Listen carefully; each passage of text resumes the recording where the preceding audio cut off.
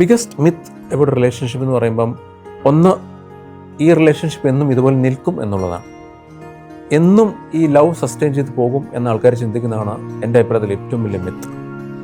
കാര്യം രണ്ട് വ്യക്തികൾ തമ്മിൽ സ്നേഹത്തിലായി ഒരു റിലേഷൻഷിപ്പിലൂടെ മുമ്പോട്ട് നീങ്ങാൻ തീരുമാനിച്ചിരിക്കുകയാണ്. അപ്പം എന്നാൽ ആ റിലേഷൻഷിപ്പ് മനുഷ്യരെ പോലെ അത് ഇവോൾവ് ചെയ്യും. അത് മുമ്പോട്ട് നീങ്ങുമ്പം അതിൻ്റെ ആ സ്പീഡ് മാറും, അതിൻ്റെ ആ ഫേസ് മാറും, കംപ്ലീറ്റ്ലി അതിൻ്റെ ഒരു ആ നേച്ചർ തന്നെ അങ്ങ് മാറും. കുറച്ച് കഴിയുമ്പോൾ അത് സെറ്റിലാവും. അപ്പം ആദ്യകാലത്തെ പോലത്തെ ഒരു ത്രില്ല് അവിടെ തോന്നില്ല. അപ്പം റിലേഷൻഷിപ്പ് നിൽക്കുന്ന ഒരു വ്യക്തിക്ക് പലപ്പോഴും തോന്നാം, ഒരു കാലത്ത് ഞാൻ ഈ വ്യക്തിയുടെ ഫേവററ്റ് പേഴ്സൺ ആയിരുന്നു, എന്നാൽ ഈ വ്യക്തിക്ക് ഇന്ന് ഞാൻ ഫേവററ്റ് അല്ല.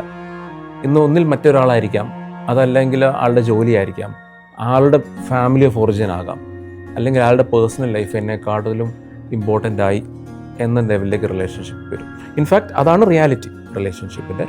അതിനെ നമ്മളത് മാനേജ് ചെയ്ത് കൊണ്ടുപോകണം എന്നുള്ളതേ ഉള്ളൂ. അതല്ലാതെ എല്ലാ ദിവസവും തുടക്കത്തിലെ പോലെ തന്നെ അവസാനം വരെ റിലേഷൻഷിപ്പ് അതുപോലെ സ്റ്റേബിളായിട്ട് ആദ്യത്തെ പോലത്തെ ആ വാവ് ഫീൽഡിലൂടെ നിൽക്കും എന്ന് തിങ്കിക്കുന്നതാണ് ഏറ്റവും വലിയ മിത്ത് എന്ന് പറയുന്നത്.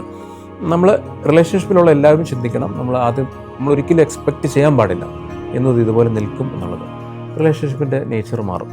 പക്ഷേ ആ നേച്ചർ മാറുമ്പോഴും ആ റിലേഷൻഷിപ്പിനെ കൊണ്ട് നടക്കാനുള്ള മെച്യൂരിറ്റി എനിക്കും എൻ്റെ പാർട്ട്ണർക്കും ഉണ്ടോ എന്ന് നോക്കുക എന്നുള്ളതാണ് ചെയ്യുന്നത്. അങ്ങനെ മാത്രമേ അത് മുമ്പോട്ട് നീങ്ങത്തുള്ളൂ.